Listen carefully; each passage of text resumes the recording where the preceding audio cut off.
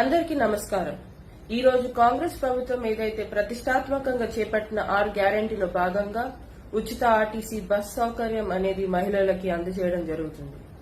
ఆ ఉచిత RTC bus సౌకర్యం మహిళలకు అందజేసే కార్యక్రమంలో భాగంగా ఈ రోజు ఏవైతే ఆ పథకం మీద ఆపోజిషన్ పార్టీకి చెందిన వారు కేటీఆర్ గారు వ్యాఖ్యలు చేయడం జరిగింది.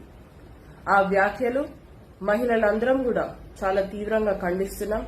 మీ వ్యాఖ్యల్లో మీరు పేర్కొన్నారు ఏంటంటే మహిళలు మీరు కుట్లేసుకోండి, అల్లికలు ఎగేసుకోండి, మేమేమైనా కాదన్నమ్మా, మీరు కుటుంబ సమేతంగా వెళ్ళండి, బ్రేక్ డాన్స్లు చేసుకోండి, రికార్డింగ్లు చేసుకోండి అని అన్నారు. ఇంకా మీ ఇష్టం వచ్చినట్టు చేసుకోండి అని అన్నారు.